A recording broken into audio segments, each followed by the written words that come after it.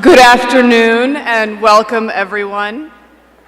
My name is Simona Agnelucci, class of 2006, proud UC Law San Francisco alumna, and I serve as the chair of the board of directors of UC Law San Francisco. Before we begin our program, as is now a tradition at the start of commencement, we will be taking a moment to acknowledge the history and impact of UC Law San Francisco's founder and first dean, Serenus Hastings, and his involvement with the state-sanctioned killings of California's Native Americans. As many of you know, these atrocities led to the changing of the name of our institution.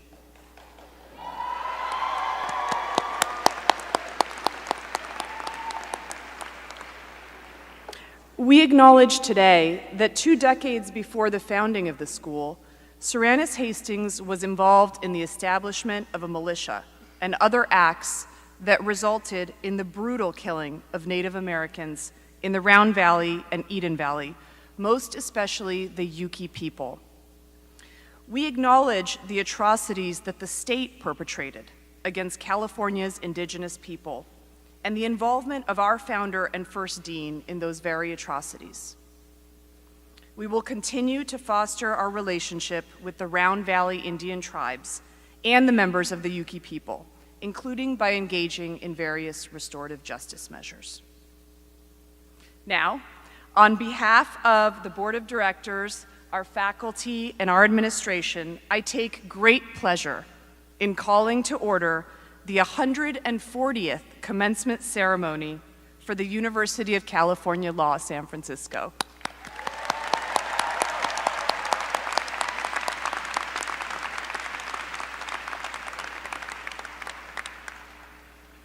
All of us are celebrating with great pride your dedication and your accomplishments. Your graduation today is not only the result of your own hard work, but it is an extraordinary contribution to the success of the college, to the success of all of us, and of all of your colleagues sitting alongside you now. We're also here to celebrate those of you who made it possible. Law school commencement is an intergenerational accomplishment and an intergenerational celebration. When I sat in your shoes 17 years ago, I could not help but notice the pride of all of the parents around me. And I felt that pride when I walked through that door today and looked at all of your faces. I remember the pride of my own mother, who never got to graduate from college, but who is undoubtedly the reason I am here today. And the same is true of all of our graduates. You are here in part because of others, the parents, the grandparents, the teachers, the siblings, the family members, the friends, the people in your life who also deserve thanks for the support that they have given you over the years. So on behalf of the board and the institution, I want to thank our audience members who are here to celebrate this milestone. Many of you probably never thought that you would see your loved one become a lawyer, but they did it, and this is your achievement too.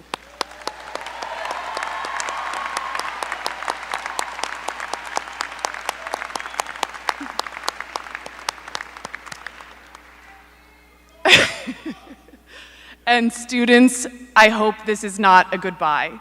When you leave here today as a graduate of UC Law, you are joining a worldwide community of alumni. We are making our mark in nearly every field of human endeavor. Together, we are the lawyers, the judges, the legislators, the scholars, and the business people who are going to make a difference in this world. We look forward to your accomplishments, and we welcome you as part of our alumni community. On behalf of the board of directors, it is again our honor to share this important day with all of you. Together, we are UC Law San Francisco. Now, it is my pleasure and privilege to introduce the Chancellor and Dean, David Fagman, who is celebrating his 35th commencement today.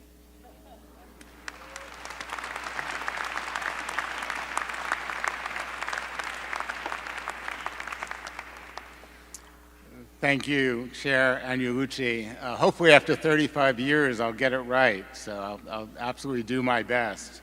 Good afternoon. Welcome to the graduates of the class of 2023. On behalf of UC Law San Francisco, I welcome you and congratulate you and your families. We are here today to recognize and honor our graduates, of whom we are all extremely, extremely proud. John Adams said, there are two types of education. One should teach us how to make a living, and the other how to live. I am confident that UC Law provided the former, and I hope that we have contributed to the latter. We also want to recognize and thank the families and friends of our graduates.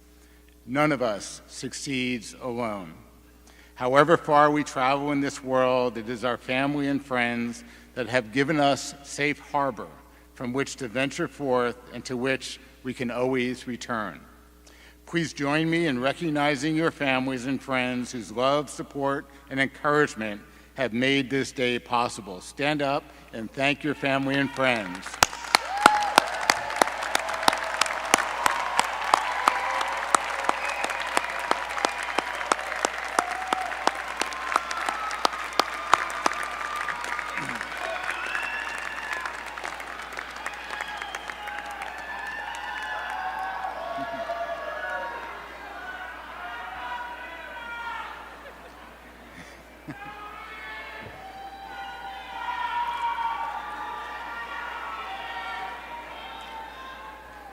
This is kind of like my constitutional law class as well. Very similar. Please also join me in recognizing your faculty. Henry Adams said, "Teachers affect eternity. They can never tell where their influence stops." We are very fortunate indeed to have a faculty who are dedicated to their profession, their school, and most importantly to you, your students. Thank you, faculty.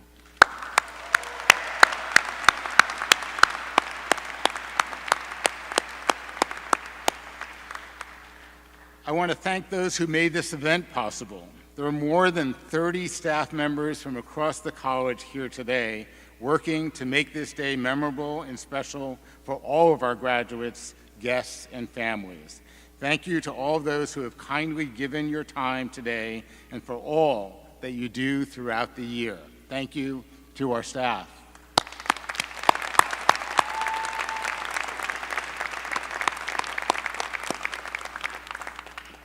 At UC Law, we believe the delivery of pro bono services is an integral part of legal education and the practice of law. The full term is pro bono publico, which translates as for the public good. Winston Churchill described succinctly what we get out of giving. He said, "We make a living by what we get, we make a life by what we give." The California Bar, state bar associations across the country, and the American Bar Association all encourage attorneys to devote at least 50 hours annually to the provision of free legal services. The class of 2023 took this pledge to provide pro bono services to heart, with many of today's graduates participating in this important program. Of those participating in the pro bono program, 67 members of the class of 2023 have met UC Law's pro bono goal and are recognized as members of the Pro Bono Society. 15 of these graduates went even further and met the aspirational pro bono goal set for licensed attorneys and are recognized today for outstanding achievement in pro bono. Together, the class of 2023 provided more than 8,000 hours of pro bono services. At the very conservative billing rate of $100 per hour, these graduates provided over $800,000 in legal services. We hope that this spirit of pro bono is a commitment all our graduates will continue to live up to throughout their professional lives. Will the graduates receiving pro bono recognition please stand so we can congratulate you?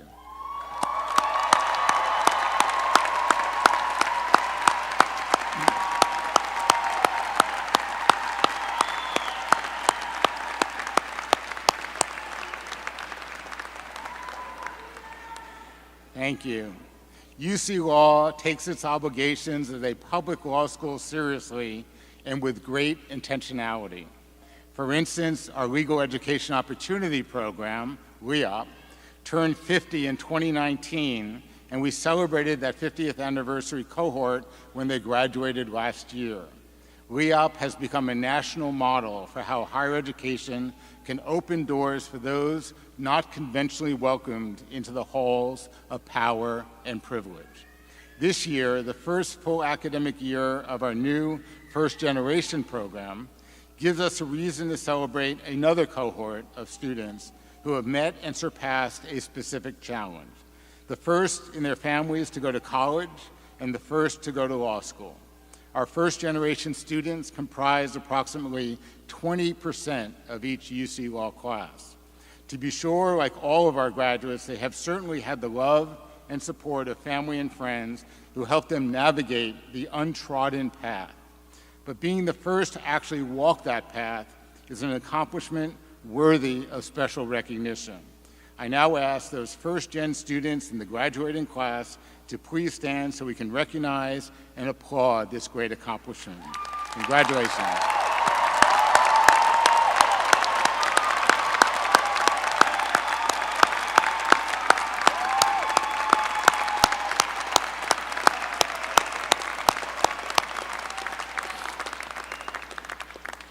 It is now my pleasure to introduce the first of our 4 student speakers. The valedictorian is the member of the graduating Juris Doctor class with the highest grade point average after completion of 5 semesters at UC Law. This year's valedictorian is Abigail Shim.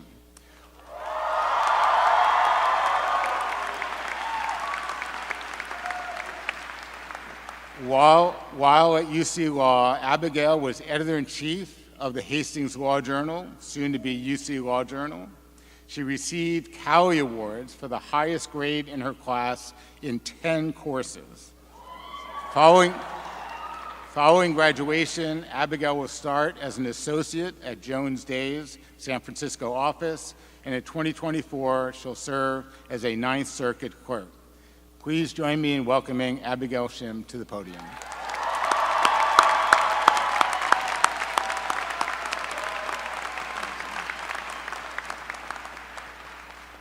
Thank you, Dean Fagman. I thank God for allowing me to stand before you all today. It is truly by God's grace. If anyone, the people that really deserve the credit are my parents, who have sacrificed everything for me, and I thank God for allowing me to be here for them.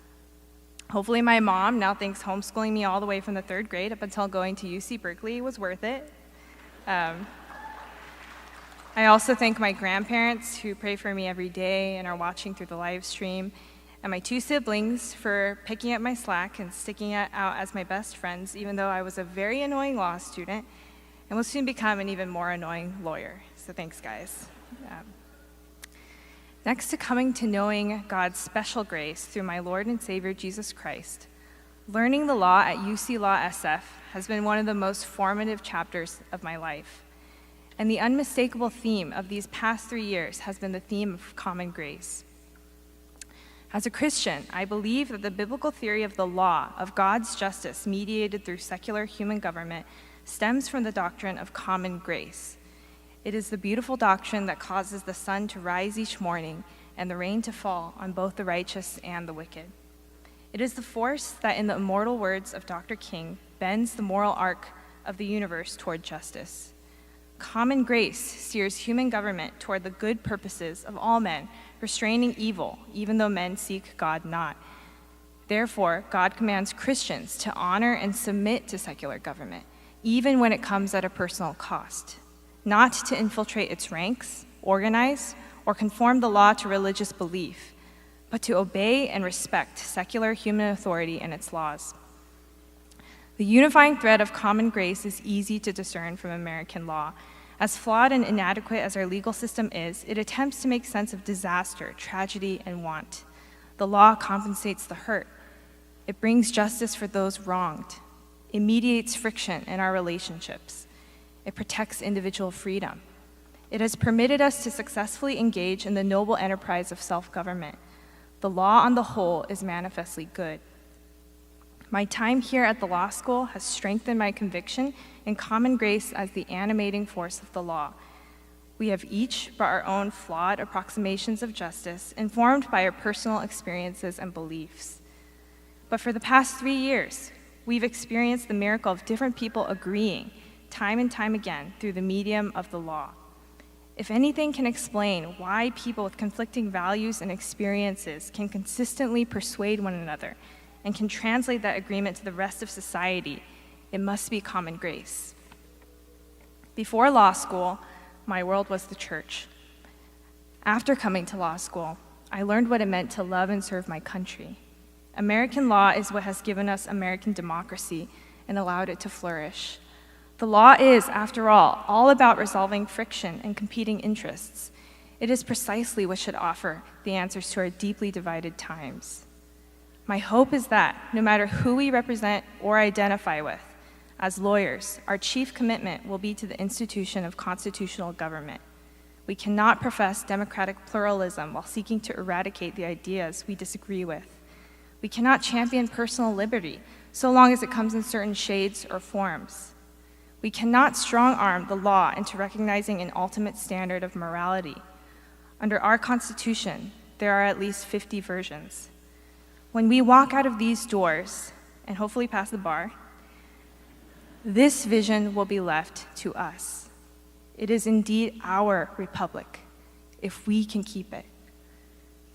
When I look at all the faces today, many dear friends and colleagues, the people who will go on to shape the law at every level of government, in private practice and in industry, I believe we can. You have taught me about integrity, hard work, and perseverance. You've shown me kindness and generosity. You've changed my mind and shown me when I've been wrong. My hope is that when we do cross paths again, as we will, the people I know today will be committed to the same vision of the law, no matter which direction we may pull it in, so that the theme of common grace in the law will prevail, manifesting in the enduring years of the country we love. Dear class of 2023, from the bottom of my heart, thank you for these past 3 years.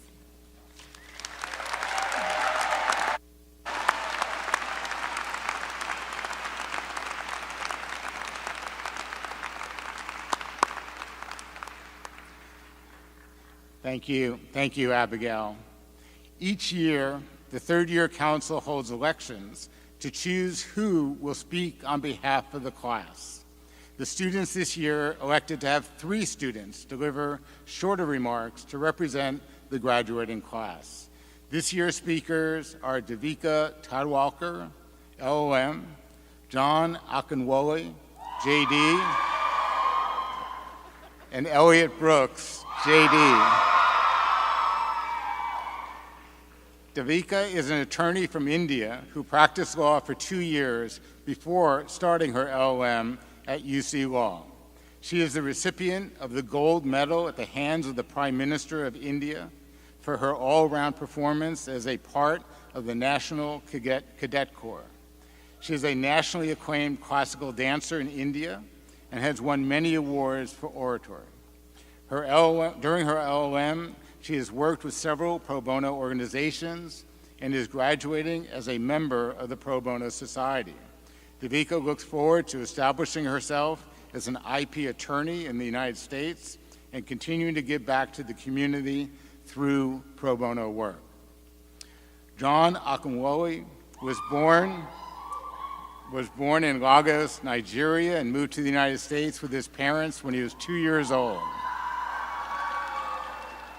He grew up in Los Angeles, California, and eventually attended the University of California, Irvine, and graduated in 2019 with a BA in political science.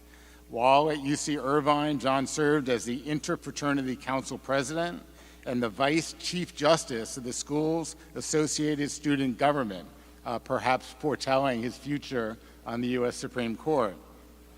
Prior to attending law school, John dedicated himself to the advancement of social justice, and in 2020, amid the raging pandemic and political tension, John led his hometown of Carson, California, in a peaceful demonstration against police brutality, which included several youth programs, outreach facilities, religious organizations, and even players from the National Football League who grew up in that town. Here at UC Law, John has served as a co-president of the Black Law Students Association, the editor-in-chief of the Journal of Racial and Economic Justice, has been on both the school's moot court and trial teams, has served as the Diversity and Inclusion Chair of the American Constitution Society, and is a proud member of the Legal Education and Opportunity Program, LEA. After the bar exam, John will be returning to Los Angeles, working in a post-bar associate program at Collins & Collins, LLP, in their LA office. John also plans on continuing his podcast titled, quote, The Advent of a Political Black Man, unquote, which has been streamed nationwide and in 15 other countries, including Spain, Italy, Germany, and Russia. Elliot Brooks was born in Pasadena, California, and lived in Altadena all her life. She was raised by her parents, Sherry and Barry Brooks. She attended Marlborough School from 7th through 12th grade, where, similar to today, she gave a graduation speech. She went on to attend the University of Michigan, Ann Arbor, go blue, for 4 years, where she competed in Division I Big Ten volleyball and served as a team captain in her final year.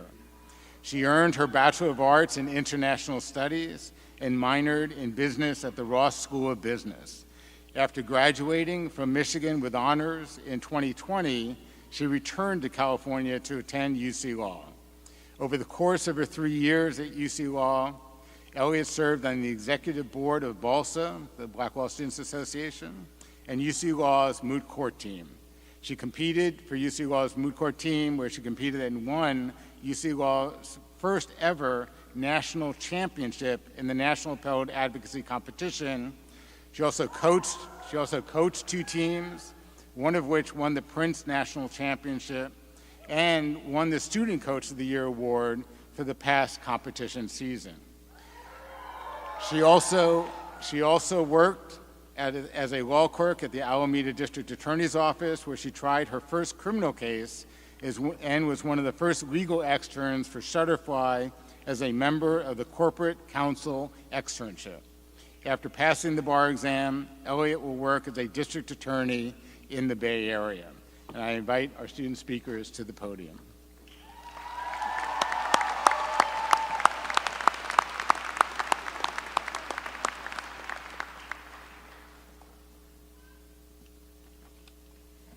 Thank you, Dean Feigman. Dear fellow graduates, esteemed faculty, and honored guests, thank you for nominating me to speak on behalf of my fellow LLMs.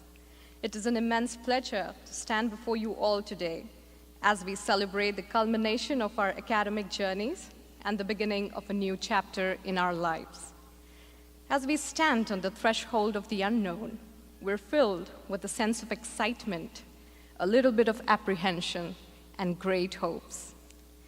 On my first day at law school, I thought to myself, UC Law SF has searched the world to find me. I remember feeling thrilled and overwhelmed by this idea.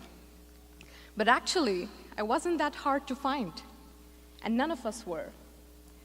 The fact that we found ourselves in the landscape of this prestigious institution tells how blessed and remarkably lucky we are.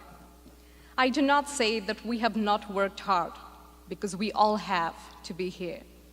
But if law school has taught me one thing, it is that hard work and good luck are not mutually exclusive. So, here is the part where I speak about responsibility. The law is noble, but not perfect.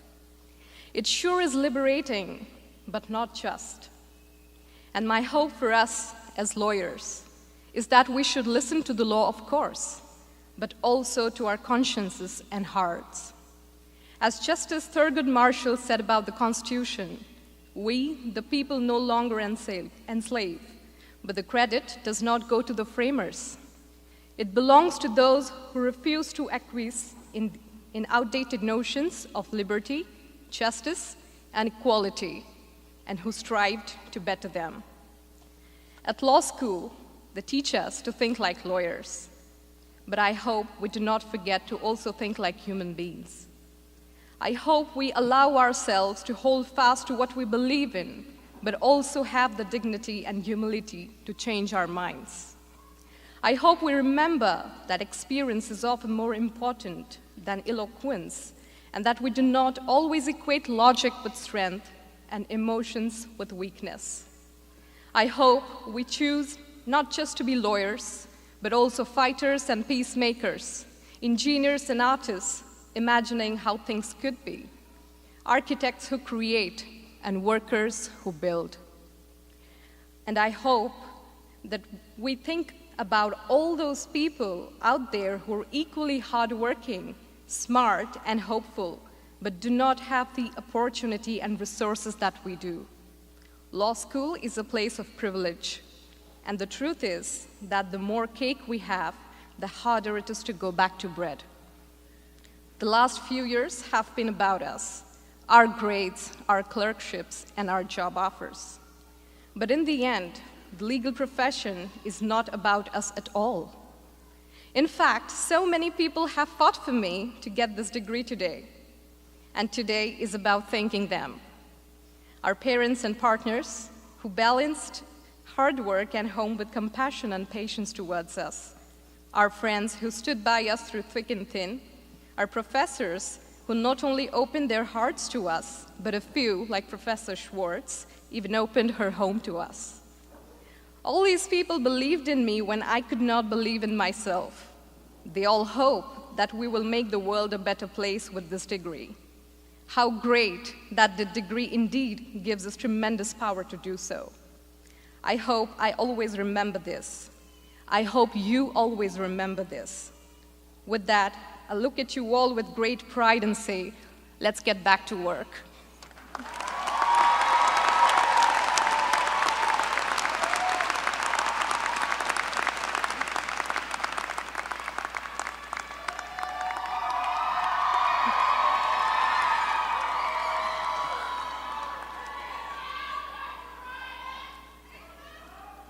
Good afternoon, family, friends, faculty, and UC Law's graduating class of 2023.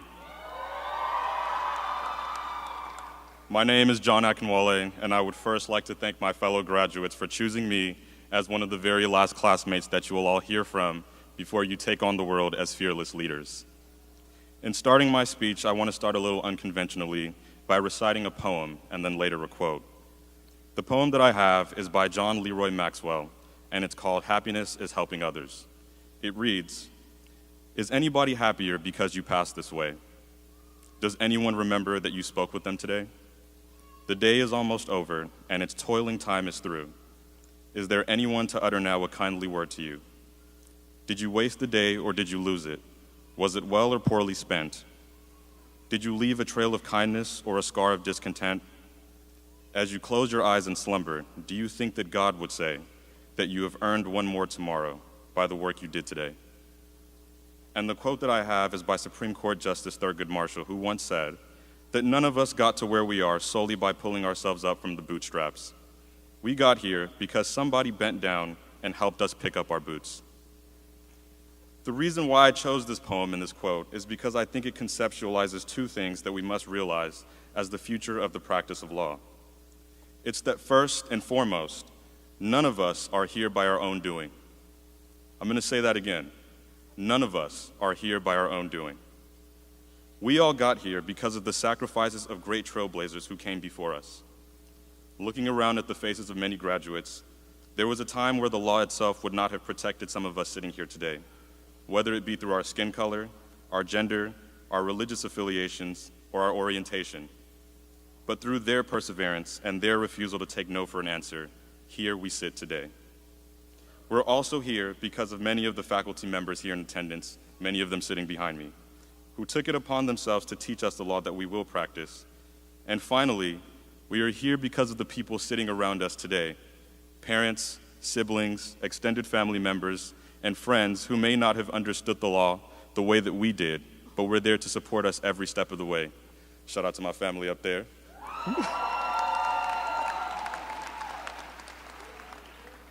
And the last point of emphasis, which I think is the most important one, is that now that we've been uplifted by those around us and those who came before us, it is our duty to go out and help the world by being the forebearers of justice everywhere. We will hold titles like counselor and advocate. Implicit in those titles are positions that compel us to appear on behalf of others when a lot is at stake. Some of us will be the only thing standing between a person and spending the rest of their life in prison.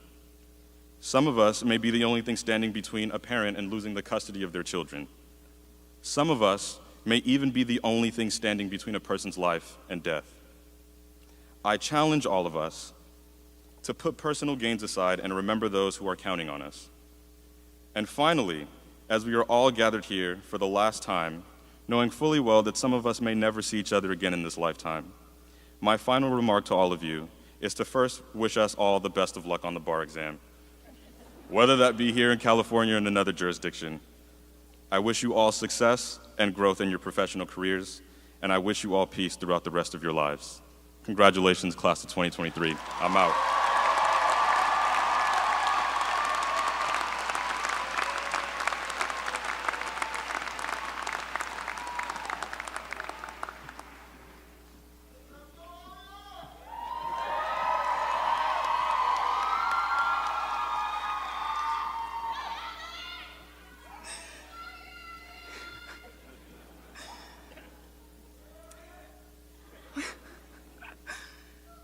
What does it mean to build? To build a home, to build friendships, to build a career. George Eugene Houseman was a lawyer by education, a career administrator by choice, and an architect by thought, commissioned to create modern Paris by bringing light and beauty into the city. As I look out at you all, I not only see future lawyers with an extreme wealth of experiences and perspectives, I see architects. We are the architects of the future. Our future, the legal field's future, this world's future. And just like Houseman, we've been commissioned by our passions, advocacy, and education to go out and build. The past 3 years of law school has been the continuation of a construction site filled with foundational lessons, principles, and connections that are meant to build the structures we hope to create. We've all been building since we were little, from elementary school to high school and undergrad. We've been building the impact we want to make. And just like any city, these buildings and the stores or businesses within them are different. Our class was constructed by design, built with a well-rounded group of capable students with diverse profiles and abilities. Not one of us is the same, yet we each compose an important part of our community. Despite the legal field being based in exclusion, we have proved that there is a place for all of us in this field and in this world. We just have to craft it. These past 3 years have given us so many tools to thrive in the world that awaits. We now have the ability to listen, to write brilliant briefs, to engage with clients with compassion, to ask questions, to dare to speak up, and to advocate for what is right. Houseman had many fans and critics, but no matter how he was judged, his efforts left an indelible mark on Paris. We must do the same in our work. Craft our profession so this world can be full of light, love, diversity, and tolerance. Today, we grow further away from the foundational lessons and focus more on the finishing touches. The coatings of paint, the panels of beautiful hardwood floors, and the installation of wondrous chandeliers. But always remember that buildings can be reimagined, demolished, or upgraded, because building is a continuous process. John Lewis once said, "Ordinary people with extraordinary vision can redeem the soul of America by getting in what I call good trouble, necessary trouble." He hoped that every one of us answered the highest calling of our hearts and stood up for what we truly believe in. That is my hope for us as well, class of 2023. I urge you all to get in good trouble. We must build good trouble. Congratulations, class of 2023. We did it!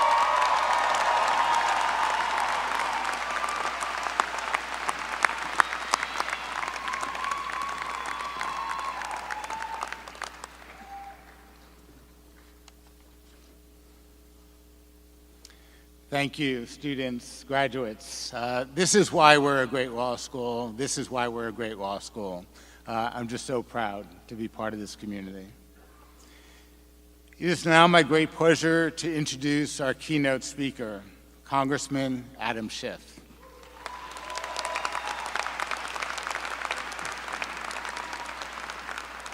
Born in Framingham, Massachusetts, Schiff moved west with his family at a young age and graduated from high school in Danville, California, about 30 miles east of San Francisco. He earned his bachelor's degree at Stanford University and a law degree at Harvard University. Prior to entering the world of politics, Schiff clerked for a federal judge and later spent 6 years as a federal prosecutor in Los Angeles, where he successfully led a criminal case against Richard Miller, the first FBI agent to be indicted and convicted for spying for Russia. Schiff served 5 years as a California state senator before winning a seat on the U.S. House of Representatives, a position he has held since 2001. He represents California's 30th House District, which includes parts of northern Los Angeles County. Over his 22 years as a federal lawmaker, Schiff has held major positions on important House committees, including the Appropriations Committee. He previously served as chairman of the House Permanent Select Committee on Intelligence. Schiff also took on the role of lead House manager during the first Senate impeachment trial of former President Donald Trump in 2020.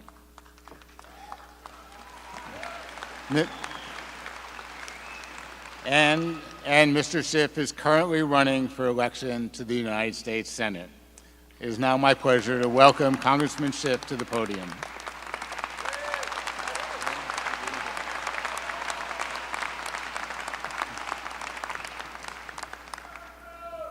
How you doing tonight? Are you excited about graduating? Come on, graduates, are you excited about today? All right. Well, it is such a pleasure to join you, and listening to your valedictorian and your classmates. What an incredibly impressive group of student leaders. And John, I was delighted to learn that you're going to be joining the U.S. Supreme Court. And I only have two things to say about that. Thank God. And how soon can you start? Chancellor and Dean Fegman, Board Chair Agnelucci, representatives of the University of California Office of the President, graduates, I am so thrilled to be with you, and I want to particularly thank the 3L Council for inviting me to speak to you, and all of the staff who made this glorious ceremony possible. What a thrill it is to see all of you graduates, to see your proud, beaming families. It is just magnificent to join you on this day of celebration and accomplishment for you and your families. Graduates, as you know, this is the season of advice giving, so prepare yourselves. I am here to share with you my thoughts as you enter the legal profession, as you are soon to become officers of the court. Let me begin by quoting the author Russell Baker, who once said on a similar occasion, "The best advice I can give anybody about to go out into the world is this: don't do it." But joking aside, I need to tell you at this time that you are entering the real world. Practically every institution of our democracy that we hold dear and have taken for granted is at risk. It is quite a moment at which we find ourselves meeting today to welcome you into the practice of law and to enlist you in the defense of the rule of law. For today, the United States of America, the center of gravity of democratic governance on earth, democracy itself is in serious trouble. There is no sense in pretending otherwise. This is the world you face and the responsibility you inherit. Throughout all of our lives and the lives of your parents and grandparents, we have lived in a world that seemed ever increasing in its freedom, with more people enjoying a free press, better able to practice their faith, speak their piece, assemble with whom they would assemble, and love whom they would love. We saw new countries being born and walls coming down, and the extension of freedom and democracy seemed as inevitable as gravity. As Martin Luther King Jr. once said, "The moral arc of the universe may be long, but it bends towards justice." And it was bending towards justice. It was for so long, until suddenly it wasn't. Until not new democracies, but new autocracies were being born. Until new autocrats took power, constraining, not expanding, the freedom of their people. And most ominous, until we witnessed the same degradation of our own democracy, the loss of our own rights, and the destruction of democratic norms we thought inviolate, but which were broken with seeming effortlessness and impunity. And we learned from this terrible spectacle that democracy is not inevitable, that it is not an immutable law of nature, that in fact each generation in its own way must struggle to perpetuate the greatest of all experiments in self-governance, the United States of America. How did we get here? I will begin by saying that the danger to our democracy can be traced to an economy that is just not working for millions of people. In part as a result of globalization and automation, we have seen a huge disruption in the American workforce. Middle-class families are desperately afraid of falling out with no safety net, just one work problem or one health problem away from failure. While working-class families struggle to pay their bills, provide health care for their kids, or even keep a roof over their heads. Economic challenges are part and parcel of the challenges to our democracy. We know this from our history. After all, when FDR pulled a country whose economy was in full collapse up from its knees, his vigorous New Deal policies saved not only the American economy, but its democracy as well. For during the Great Depression, both were equally at risk. In our own time, millions of Californians wonder if they'll ever enjoy the quality of life their parents had, and have the most profound concerns about the future for their children. It may seem counterintuitive that at a time of historic low unemployment, that the economy should be threatening our democracy. But the problem isn't that people are not working. The problem is that they are working and are still not earning enough to find a place to live or to get by. The size of our economy and the employment of our people alone do not measure what is most vital. And that is, what is the quality of our lives? Addressing a different graduating class some 50 years ago, Robert Kennedy articulated the deficiencies of measuring our people's well-being by our country's raw output. He said, "The gross national product does not allow for the health of our children, the quality of their education, or the joy of their play. It does not include the beauty of our poetry or the strength of our marriages, the intelligence of our public debate, or the integrity of our public officials. It measures neither our wit nor our courage, neither our wisdom, nor our learning, neither our compassion, nor our devotion to our country. It measures everything, in short, except that which makes life worthwhile. And it can tell us everything about America except why we are proud that we are Americans. Just as in Roosevelt's day, we have once again our own tent cities. But just as in Roosevelt's day, we have the power to do something about it. Don't let anyone tell you that the deeply personal dilemmas faced in households throughout this state and across this country, dilemmas that taken together become our national dilemma, are simply the result of the impersonal forces of the market. To a much more substantial degree, they are the result of policy choices and how we have responded to the changing nature of work. During the pandemic, the U.S. Congress more than doubled the child tax credit, and this act alone lifted more than 40% of the children in America living in poverty out of poverty. In this simple and powerful instance, it becomes clear that poverty is a policy choice. And the question then becomes, how much poverty are we willing to accept? How many hungry children? How much lost opportunity? How many unfulfilled lives can we be content with while telling ourselves it's just the way of the world and solutions are beyond our capability or comprehension? Because we know better. We know that is a lie. We know that we are not powerless to affect our circumstance. On the contrary, we have the ability, all the tools that we need to chart our own destiny, to decide what we want of the country we live in and the California that we love, what we want it to look like, and to make it so. When it's your job to improve the lives of the American people and you don't do it, it's a choice. When Congress let that child tax credit expire, allowing millions to fall back into poverty, but preserve tax breaks for hedge fund managers, it furthered a vision of America that has given up on even the pretense of a fair society. A vision which says that we are not all in this together, that confers favors on the influential private interests and ignores the public good, grows heedless to the needs and the voices of the many, a vision that fails to invest in the American people and their future.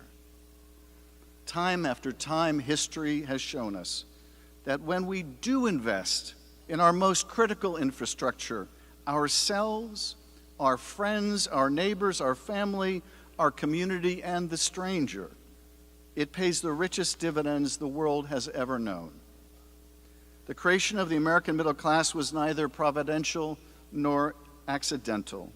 The American middle class didn't just happen.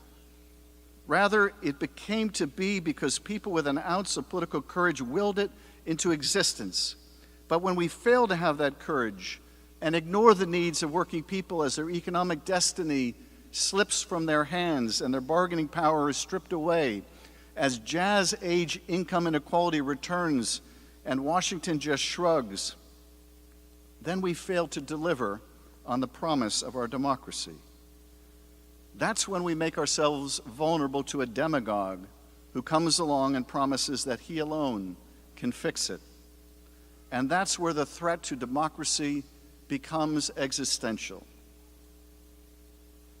And that's also where you come in. This is the America into which you graduate today. You will be officers of the court. But what does that really mean, officers of the court? You will take an oath to support the Constitution. And then the question will be, what does it mean to support and defend the Constitution? For it will be a rare day indeed when you're confronted with someone who declares, I am here to attack the Constitution. Now do your duty to defend it. So what does your oath really require? And how will you know when it is your responsibility to step forward? The oath of office I took as a new member of Congress and take every session contains the same requirement of supporting and defending the Constitution. And yet I've seen how little it means to so many of my colleagues, many of whom I had admired and respected, notwithstanding our deep differences of ideology because I believed that they believed what they were saying. But as it turned out, none of that really mattered to them. Not when weighed against the interest in higher office or holding office. The historian Robert Caro once said that power doesn't corrupt as much as it reveals. It doesn't always show us for our best, but it says a lot about who we are. Well, power revealed a lot about the people I serve with, and it also revealed a lot about the country, about a deep vein of bigotry that has run through it since its founding, that was always there to be tapped by a demagogue. Power also revealed that some of my colleagues, like Liz Cheney and Adam Kinzinger, were people of great courage and conviction. And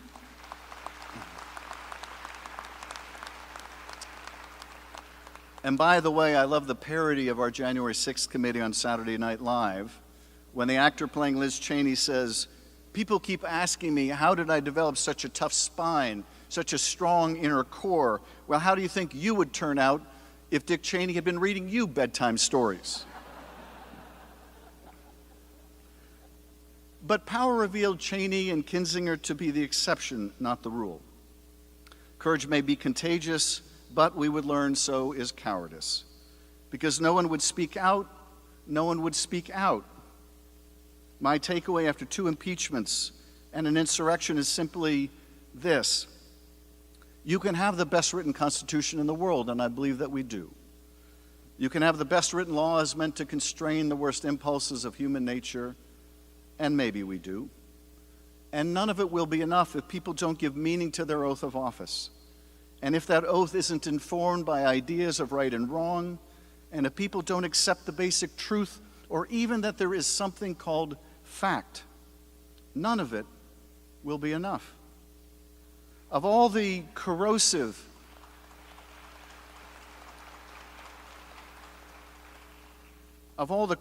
attacks on our democracy, the most destructive has been this relentless assault on the truth.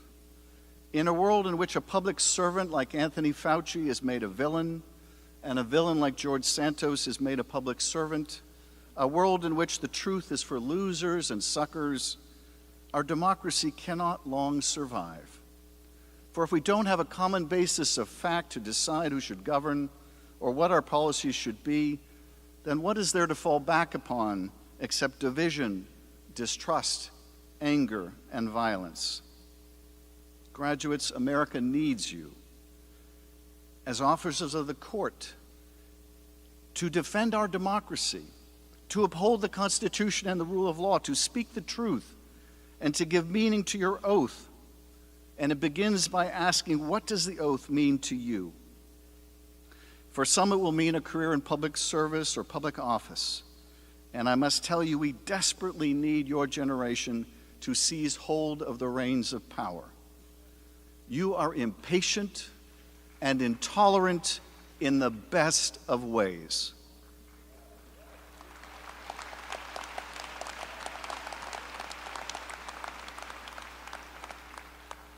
You have no tolerance for racism, no patience for what we are doing to the planet.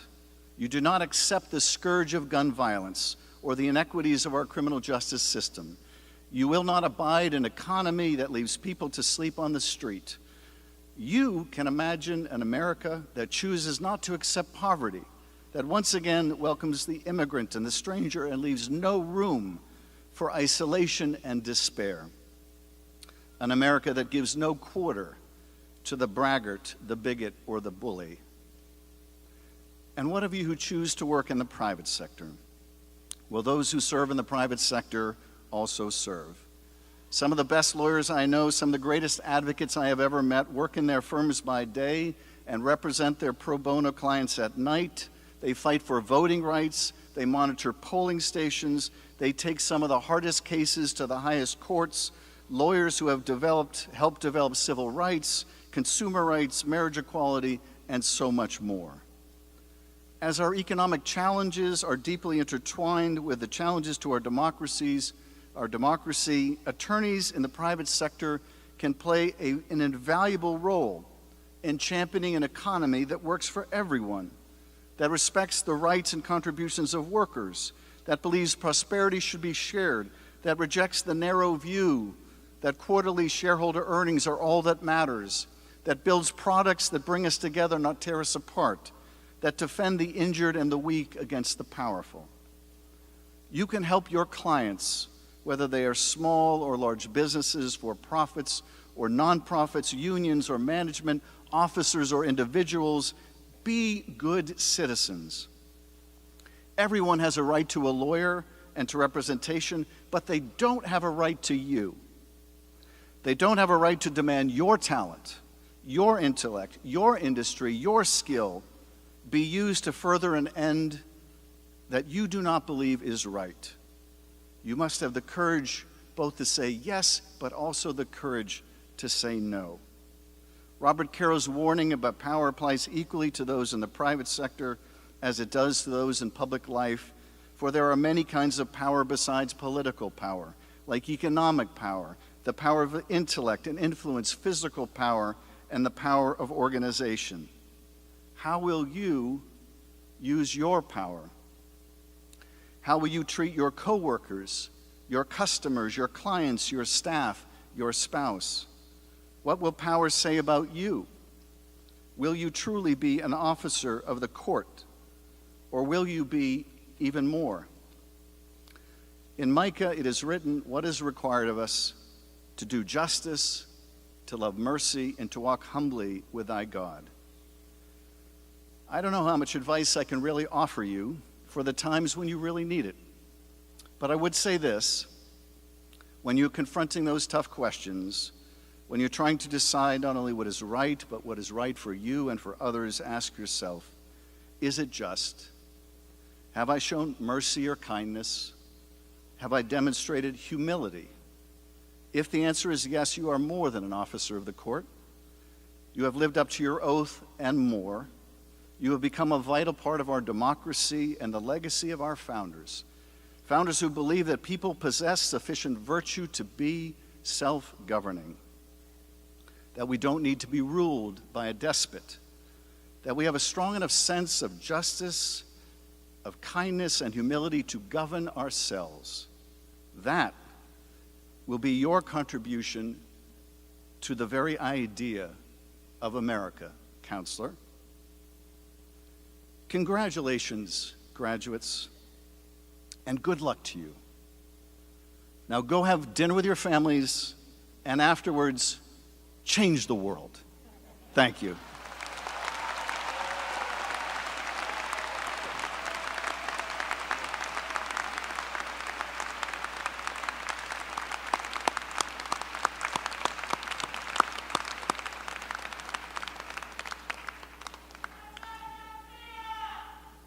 Thank you, Congressman Schiff. UC Law has a proud and unique relationship with the University of California. Founded in 1878, the University of California Hastings College of the Law was California's first law school and was considered the law department of the University of California. Deputy General Counsel for the University of California and UC Law alum Kelly Drum is here today in honor of that relationship and will confer your degrees upon you. And now it is time to proceed with the awarding of academic degrees.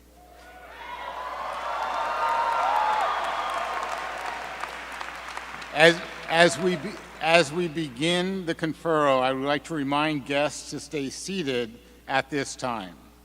We will begin with our three master's programs: the Master of Health Policy and Law, the HPL degree, the Master of Studies in Law, the MSL degree, and the Masters of Law, the LLM degree. The UCSF UC Law San Francisco Health Policy and Law, HPL program, offers a jointly conferred Master of Science degree that prepares students to become change makers for health by providing students with the tools and training needed to effectively navigate and address contemporary legal and policy challenges in health and health sciences. HPL graduates have gone on to serve in top positions at academic institutions, medical research labs, technology companies, and healthcare facilities across the nation.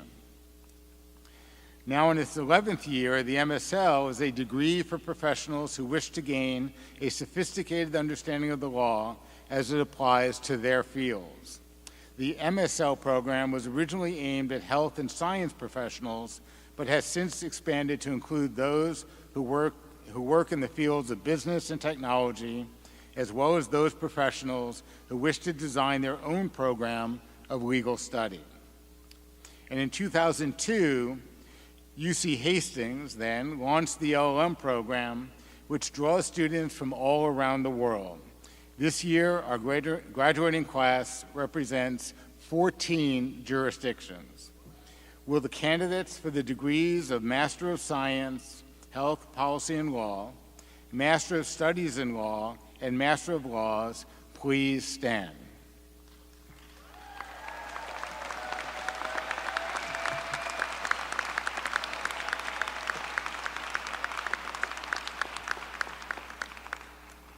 By virtue of the authority vested in me by the Regents of the University of California, I hereby confer upon you, the graduates of the class of 2023, the Master of Science, Health Policy and Law, the Master of Studies in Law degree, and the Master of Laws degree, with all the rights and all privileges pertaining thereunto. Congratulations.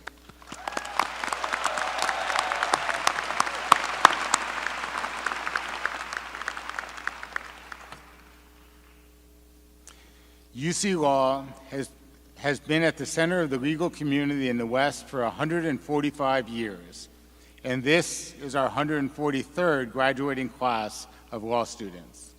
Will the candidates for the degree of Juris Doctor please stand?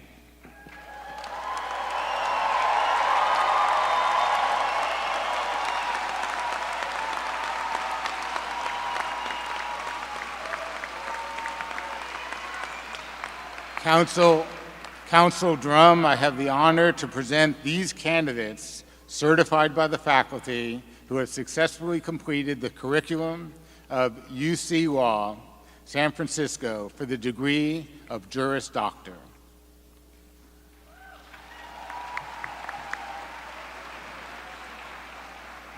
By virtue of the authority vested in me by the Regents of the University of California, I hereby confer upon you, the graduates of the class of 2023, the Juris Doctor degree, with all rights and privileges pertaining thereunder. Congratulations.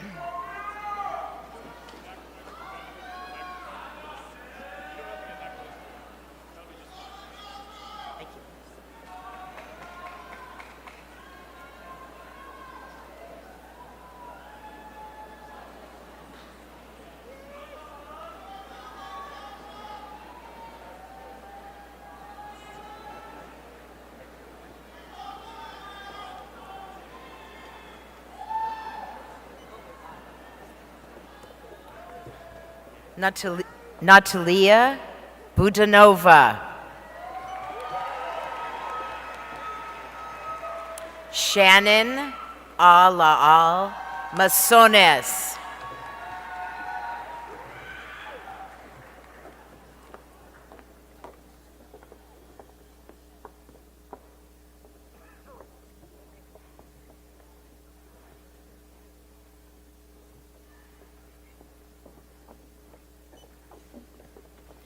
Erica Parkinson Dellenbach. Dr. Sumana Kondal.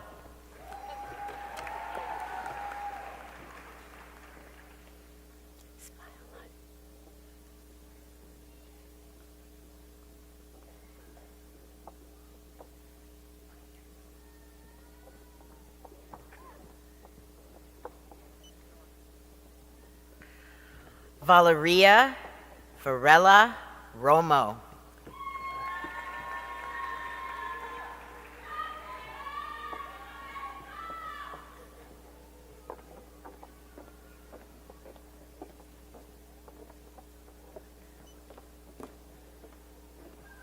Emily Sanchez.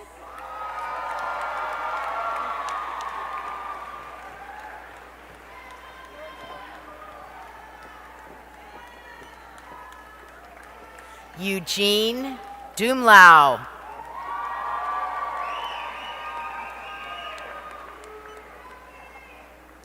Anne Singh.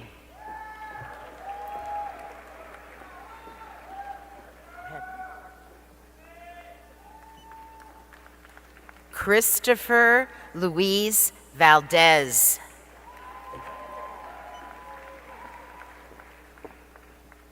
Rajni Kaur Sahota.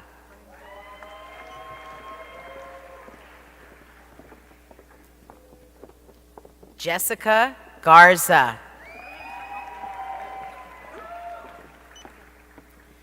Rowena Brown.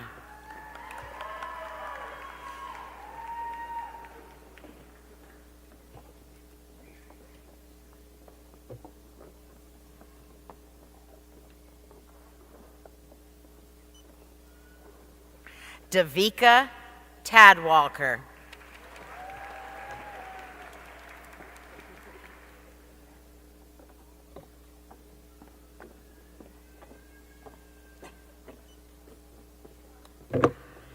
Matilde Garado.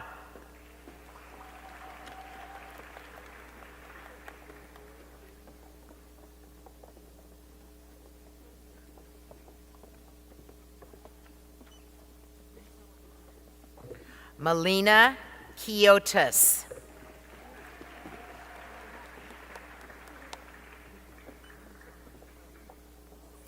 Layla Gasly.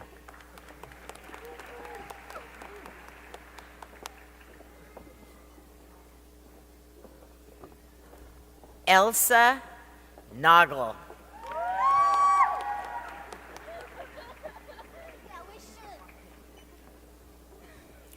Francisca Strominger.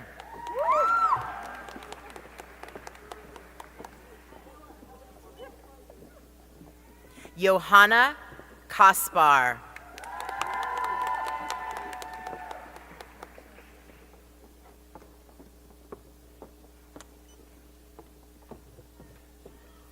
Hannah Louise Henderson.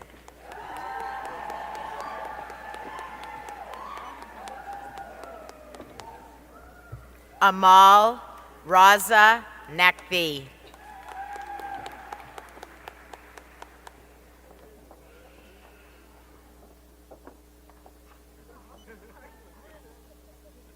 Arfine Tolentino Ingeson.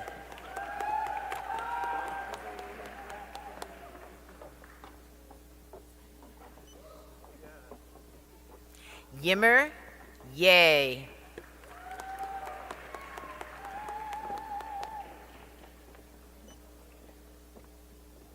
Timo Goodson.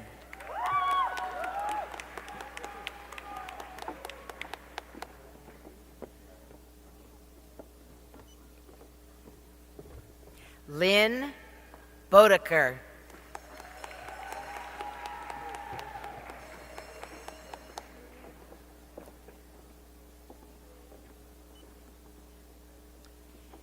Isabella Razzoli.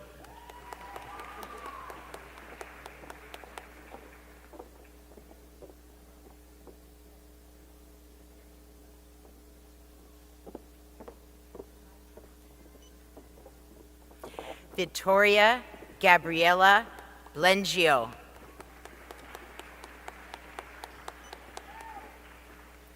Charlotte Vaudois.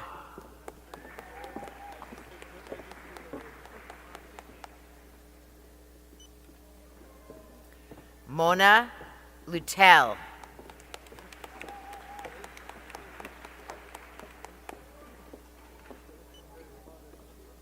Lola Jobic.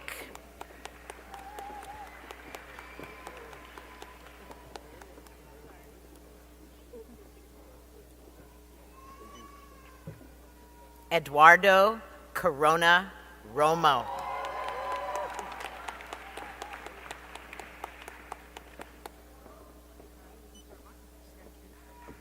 Sakline B. Graywall.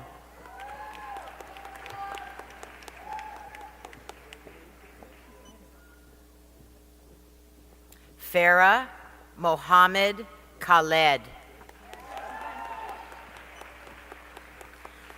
Simon Wilhelm Hubert Bittner.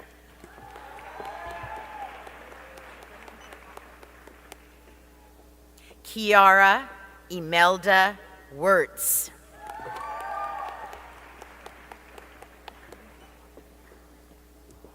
Ilona Fuchs.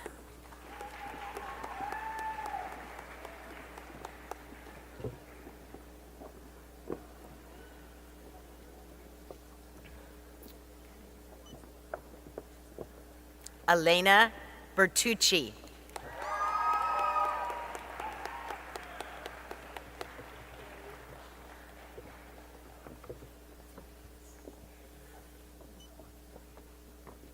Shireen Greenwich Gotoy.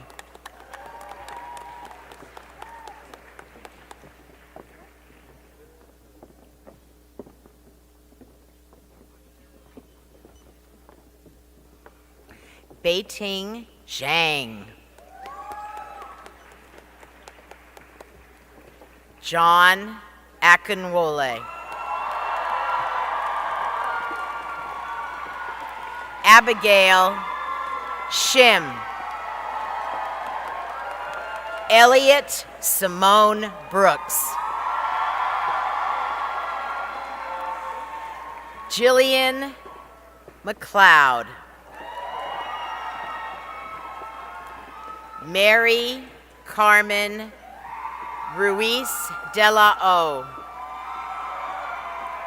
Roshan Elizabeth Arathun. Michaela Scanlon Cubbage. Suknandan Nijar. Raja Honda. Amy Alicia Rosales. Nicole Nestorenko. Hillary Liliadol. Sophia de Guzman. She's going too fast. Raymond Martin Quicho. Henry Shu.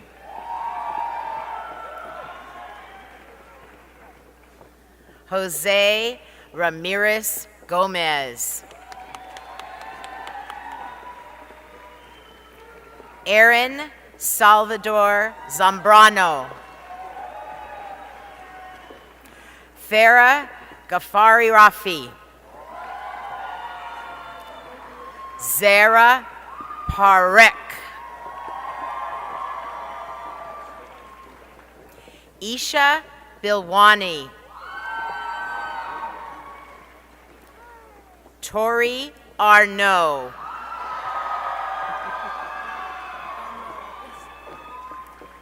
Sukriti Anse Ganesh. Isa Walid Hatwame. Rachel song. Let's go! Omid Askari Babahane. Ni. Lisa Marie Strawley. Darren Singh.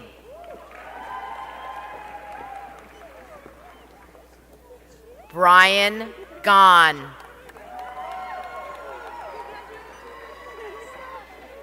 Kendall Arnold.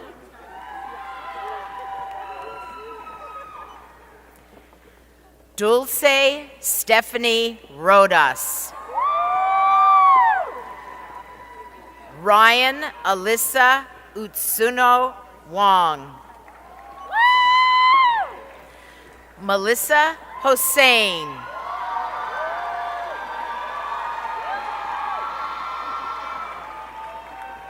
Juliana Madrigal Mendez.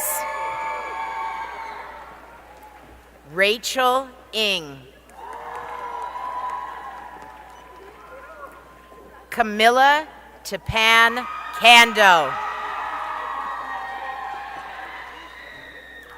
Deborah Jeun Sung. Michelle Nguyen. Jacqueline Ju.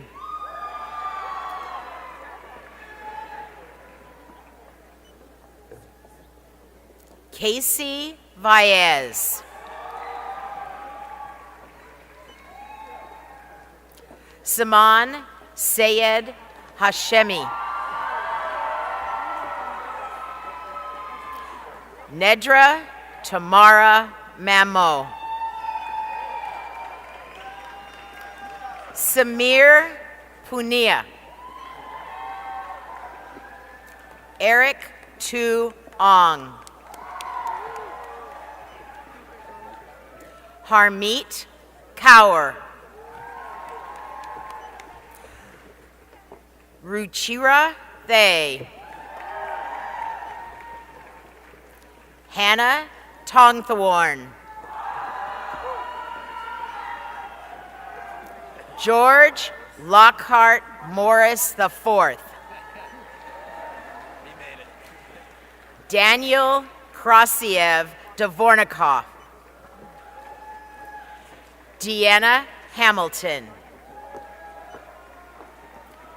Victoria E. Chu.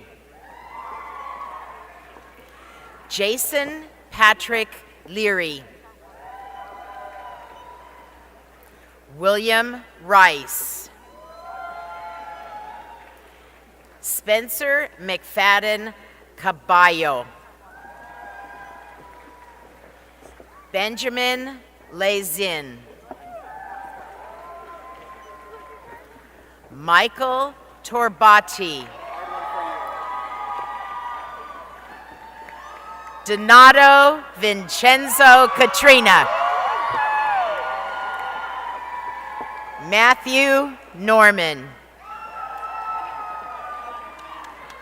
Ariella Kleiman. Sammy Chen.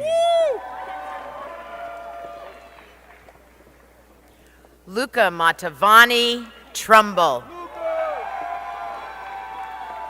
Michael Reed Itu. Javier Isaiah Brito. Anthony Kim.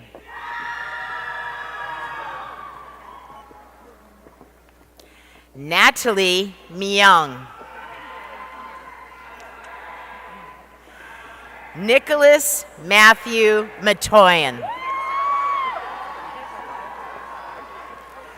Mark Julian Runyeses Vasquez. Nisha Bajania. Cole Limbach.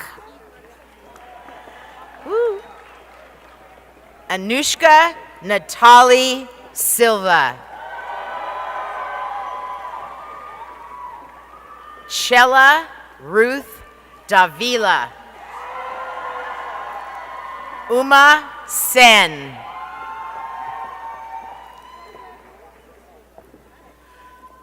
Justin Mina Magbutai. Abel Edens. Thorin Hollis. Jillian Belong.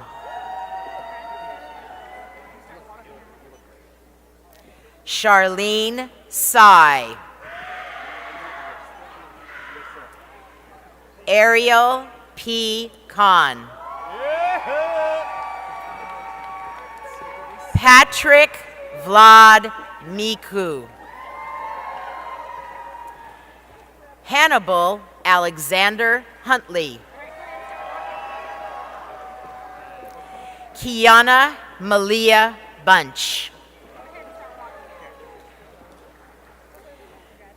Theodore John Fitzgerald. Philip E. Hockyard. Woohoo. Aaron K. Lau. Pamela Ho. Tong Tong.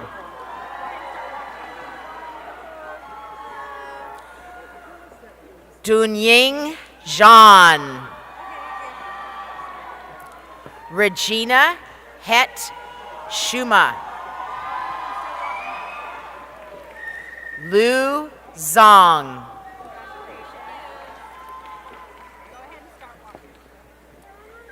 Ziyang Liu.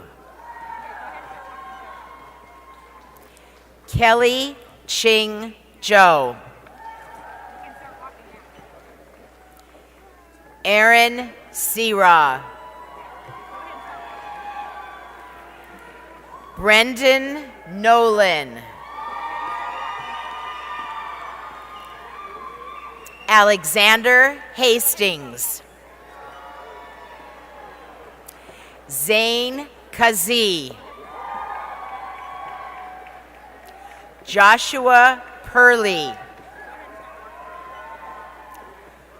Joyce Pesuan Lee.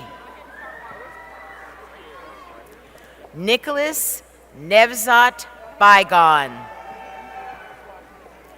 Derek Moon. Jessica Ng. Jess McPeak.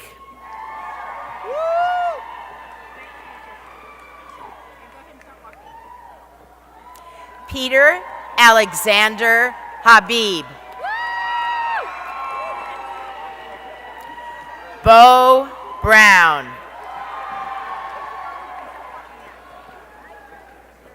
Tuesday Rose Thornton.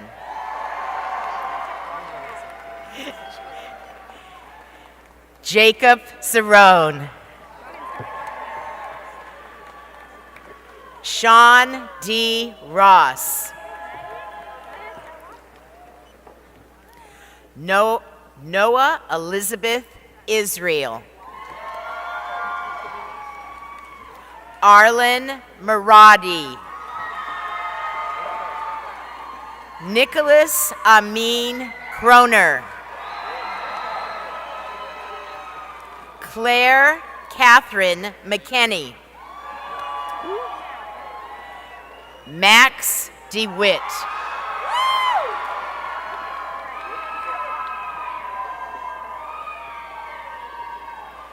Rahil Maharaj. Elizabeth Marie Bernal Kate. Monica Lakshmi Prasanna Yepuri. Harjot Kaur. Eric Sosa. Elizabeth Catherine Wheeler. Jillian Guernsey. George True Simpson III. Sean Caspian. Jonathan Sue. Ryan Singh Malhan. Bryant Forster. Joseph Aaron Sala. Mayim E. Weens. Claire Elizabeth Scolari Arnaiz. Garrett Jones.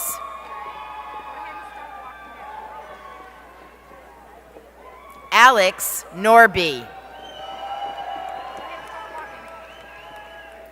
Arman Abdul Salahi. Katie Farr. Max Warren.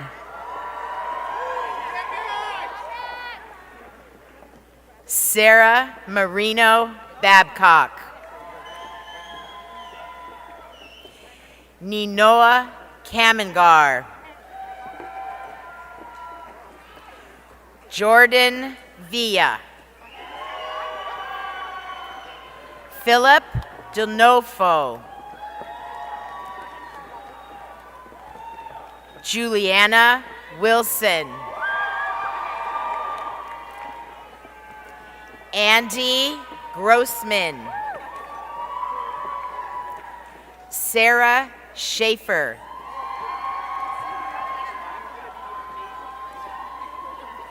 Lauren C. Holt. Lydia Jane Tanazi. Anna Kulma. Alexander John Nicholson.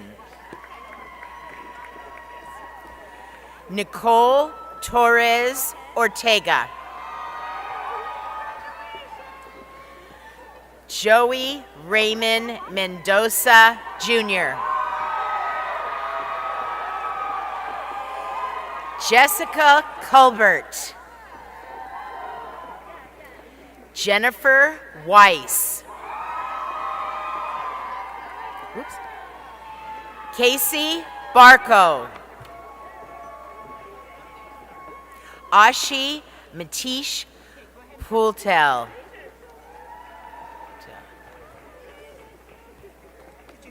Oh wait, I forgot his name. Patrick Chu.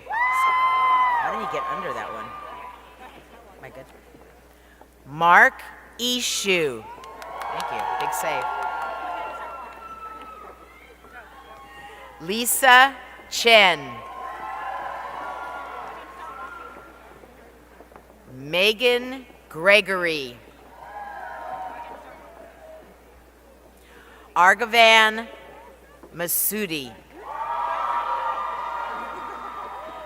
Zoe Tatarsky. Anastasia Gomez. Julie Sierra Burl. Irene Yu. Samantha Mita. Rebecca Elizabeth Liu. Gabriel Kleiner. Crystal Kim. Zaima Ijaz. Miriam Yard.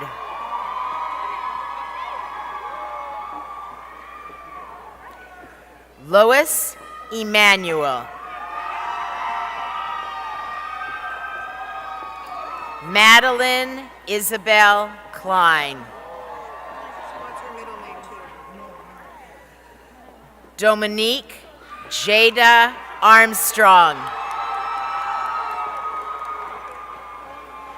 Felicia Osbury. Irene Liu. Lynn Ma. Abigail Cruz.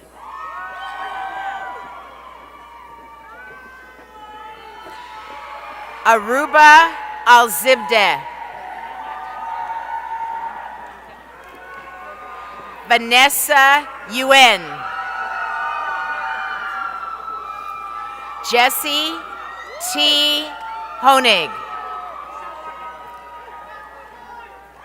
Nora Roslyn Katz. Zoe Liebeskind. Jackie Martello. Sarah Baig. John Baptist Grimm. Elton S. Rushing.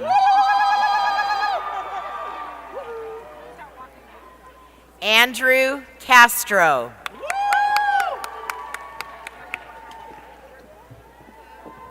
Arash Gomroki. Alexis Janae Ballinger. Caitlin Eliason. Rebecca Lee.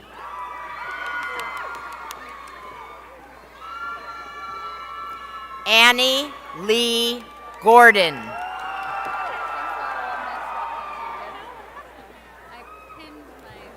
Margaret Jean Cooper Salisbury.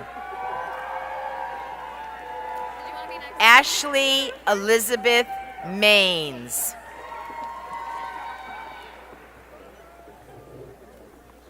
Kaylee Mitchell Preciado.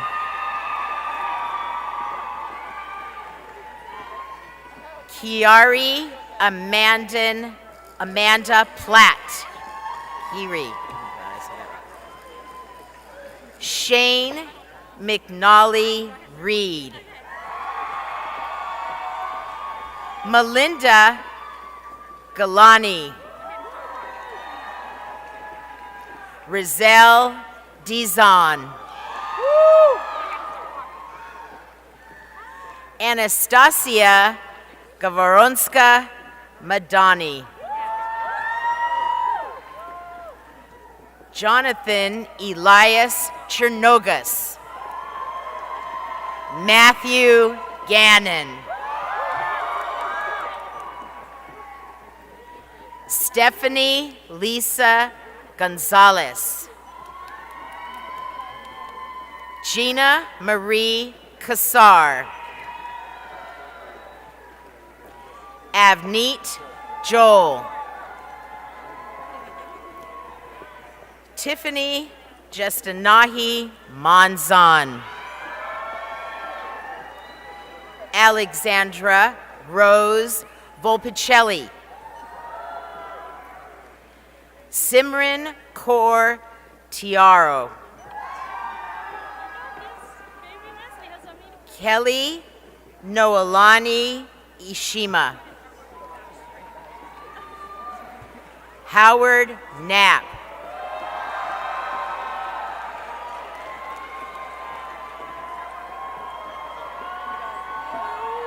Mariah Weaver.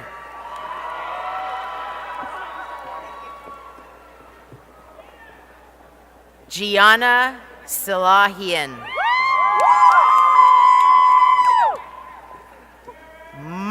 Mary Rita Sade. Allura McGuire. Taylor Jordan Boyle. Jenna Paliyugi. Kayla Sparks. Clara Lane. Rachel Choi. Brianna Callaghy. Sarah Jensen. Justine Chang. Joshua Glatt.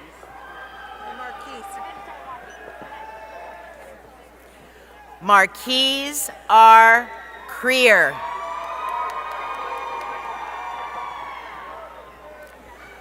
Brooke Quessenberry. Zachary James Leonard. Mitchell Carlson.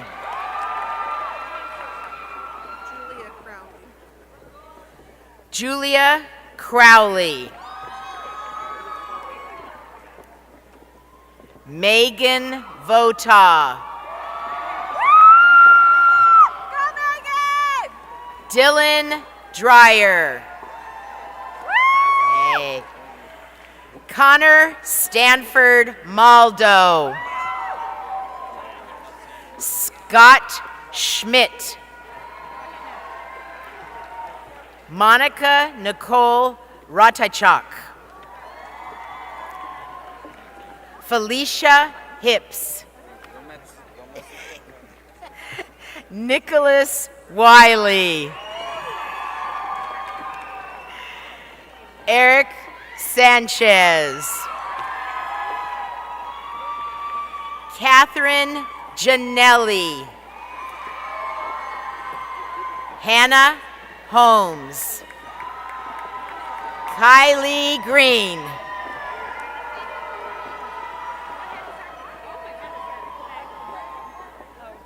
Anna Krista Signs. Lucy Wren Miller. Anna Donald. Zoe Gallagher. Isabella Marilyn Granucci. Max Atchison. Julia Thomas. Isabella Isabrands. Kamya Aurora. Aditi Asthana. Madeline Gray McNally. Long Trung. Stephanie Maylin Dawn. Alexandra Shushnar. Laura Lombardi. Alyssa Duran. Justin Jedry. Lauren Chong.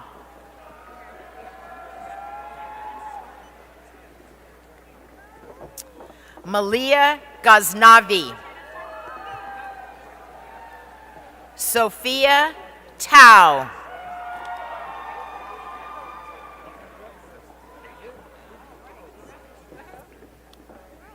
Thomas Catunio. Brittany Nguyen.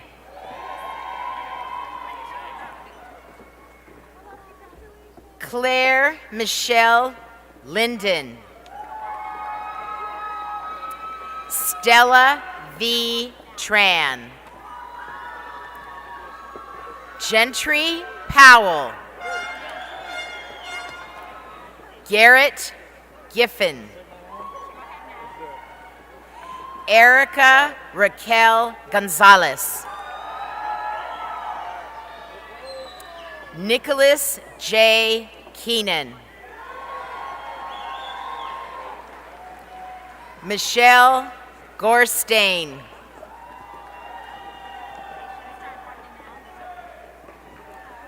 Zachary William Brenner. Sophie Keel. Molly McNerlin.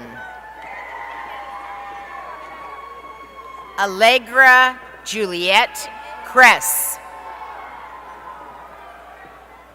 Jacqueline Kate Simpson. Connor William O'Neill. Angie Chang. Shado Kanji.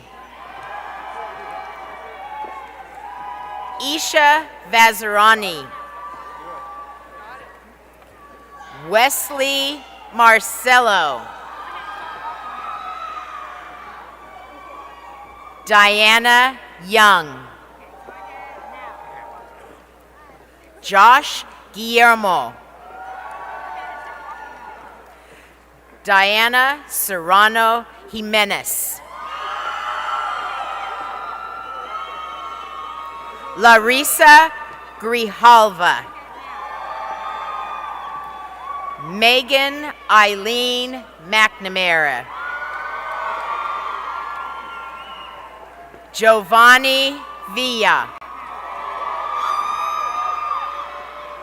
Blake Joseph Benger. Samuel Dollard Dotson. Brendan Griffin Liddon. Christian Santiago Ruano. Gary Anthony Kaleivohi Akiona. John Herbstritt.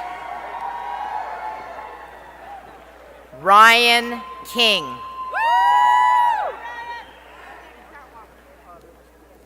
Ani Hernandez. Lauren Noga. Emma Marie Jones. Kushpreet Kaur Chumber. Senya Merchant. Andrew Tamez. Adele Pereira. Abigail Denise Manuel.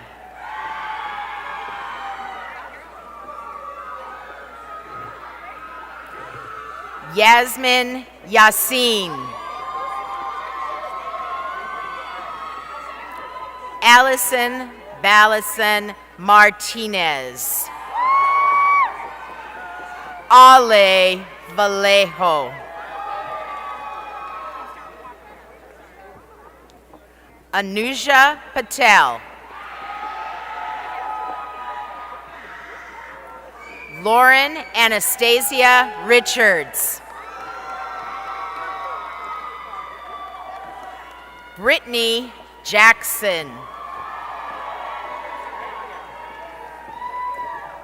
Michelle Marisol Claros. Anne Rodriguez Webb.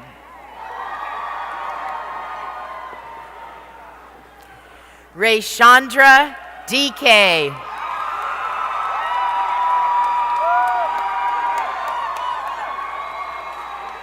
Sergio Dimas Mendez.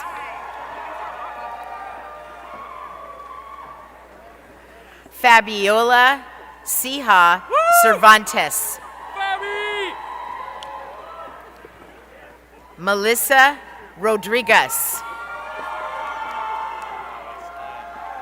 Andrew Remington McDonald. Ryan Della Rosa. Madeline Giles. Daniel Kim.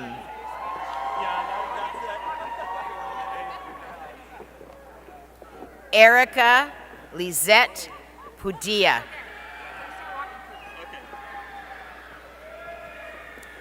Rich Israels. Hitomi Ozaki. Jay Park. Alex Klein. Todd N. Trowbridge. Wow. Benedicto Vega. Foul. She says it's foul. Got it. Nicole Fow.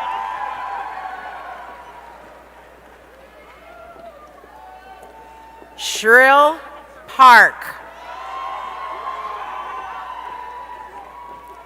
Lauren Gallagher.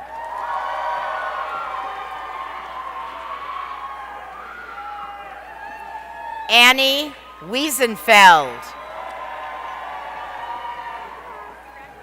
Camille Marie Piazza. Paul W. Mullen. Vanessa Vierl.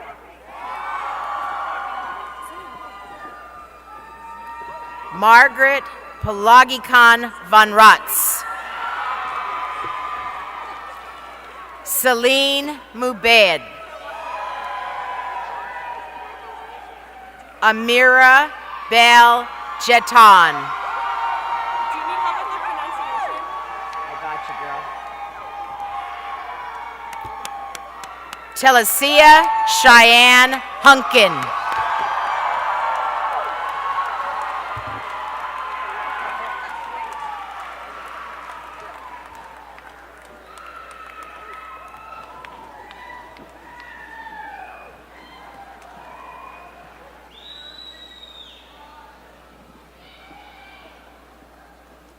Okay.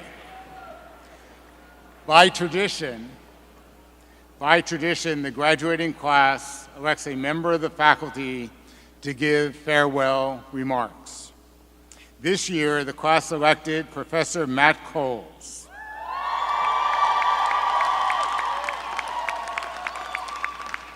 Professor Coles received his undergraduate degree from Yale University in 1973 and his JD from UC Law San Francisco in 1977. After law school, he entered private practice and also taught constitutional law at the school for 1 year as a teaching fellow. While in private practice, he wrote San Francisco's Law Against LGBTQ Discrimination for Harvey Milk and its law protecting people with HIV. He also wrote the nation's first domestic partnership laws in San Francisco and Berkeley. He handled cases on race, sex, and sexual orientation discrimination against defendants as varied as Hilton Hotels, the IRS, and the City of San Francisco. Matt left private practice in 1987 to become a staff lawyer at the ACLU of Northern California, where he handled cases on freedom of speech, the death penalty, jail and prison conditions, and treatment of healthcare workers and inmates with HIV. He is one of the lawyers who set up the case which successfully challenged the use of the gas chamber in California. Matt also helped defeat 3 statewide ballot initiatives aimed at quarantining people with HIV in the 1980s, and 3 citywide initiatives aimed at getting rid of the city's domestic partnership law in 1989 and the early 90s. From 1995 until 2010, he served as director of the ACLU's National LGBT Project. In that position, he was one of the lead attorneys on Evans versus Romer, which resulted, you better know that case, which resulted in a landmark Supreme Court decision striking down Colorado's Amendment 2, which banned gay rights laws. He argued cases challenging the military's so-called don't ask, don't tell policy, bans on LGBTQ student groups, and Florida's law banning adoption by gay people. And under his guidance, the ACLU won a crucial victory for a transgender former Special Forces colonel denied a job by the Library of Congress. In 2010, Matt became the Deputy National Legal Director at the ACLU, responsible for the organization's work on race, voting, disability, and immigration. Matt joined the UC Hastings faculty in 2016. He teaches constitutional law, civil procedure, sexuality, gender and law, and elections, the law of democracy. Please join me in welcoming Professor Matt Coles to the podium. So sweet.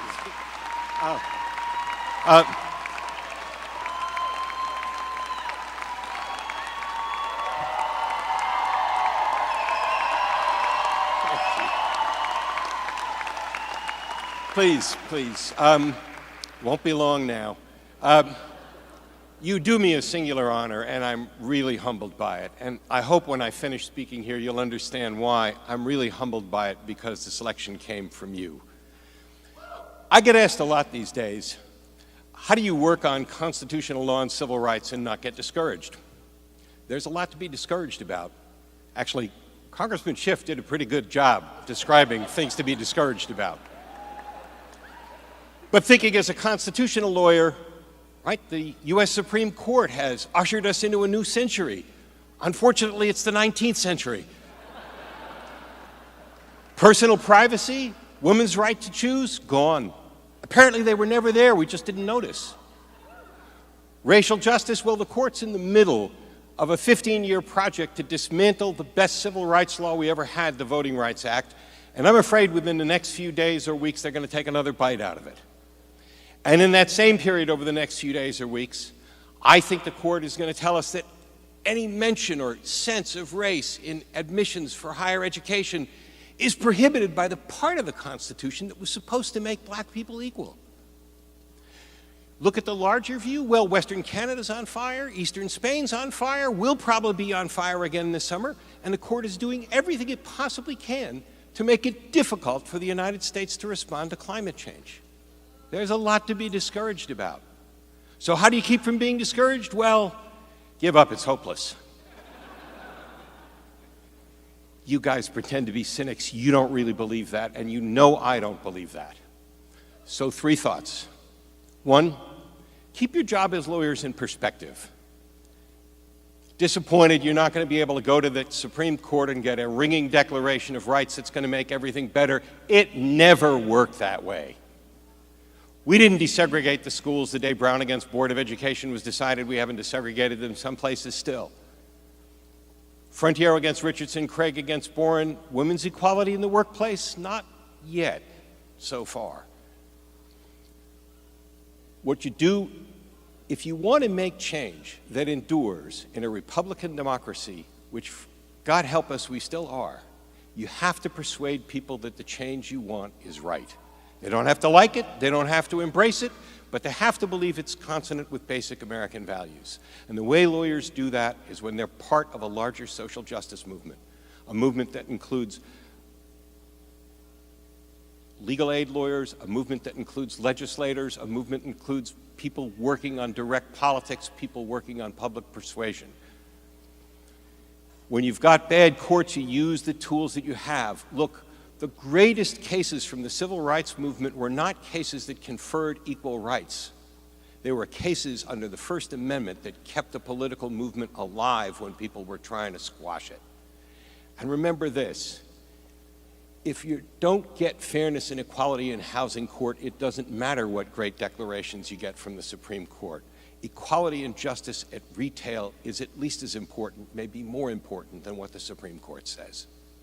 Second, take the long view. The work I'm most associated with, the work for LGBT equality, 75 years on the way I count it, and apparently the legislatures in Florida, Texas, Idaho, Missouri, I could go on, haven't gotten the message. And so it's not over. Women's equality, well, 100 years to get the vote, and in the 100 years since, still a work in progress. Racial justice, well, 400 years on, and we still have so much work to do. But don't mistake the fact that those movements haven't succeeded yet for thinking that they're failures. Trust me, the world that the black and brown people in this class, that the women in this class, that the LGBTQ people in this class, the world that you all go out into is a whole lot better than the world my class in 1977 went out to.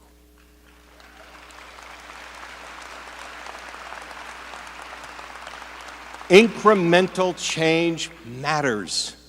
People's lives are better because of incremental change.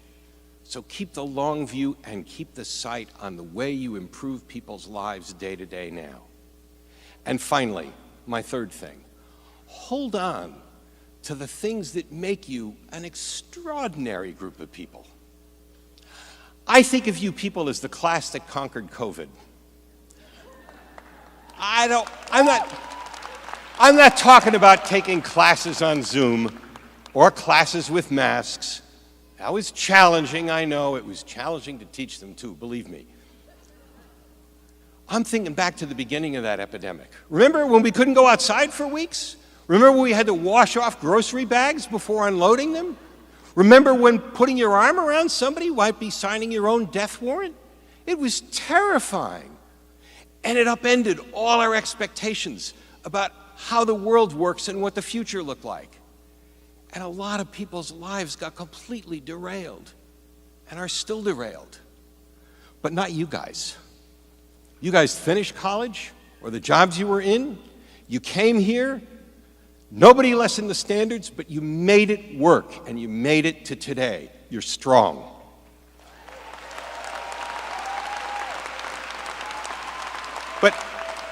But more important than your strength, you're kind and decent. Look, when I went to law school, this law school, it was a pretty cutthroat place. I watched you guys come in that COVID Zoom class, and you were cheering each other on every step of the way. More than that, when somebody was having trouble, you were turning and stopping your own progress and what you were doing to help them make it. As I looked at you guys, you regarded this as a joint enterprise in which all of us were going to make it because we loved and respected each other. And look, if you keep lawyers' work in perspective, remember how important that incremental change is. If you take the long view, and if you hold on to that strength, decency and kindness, trust me, you won't get discouraged. And we'll all be living in a better world for it. Thank you and congratulations.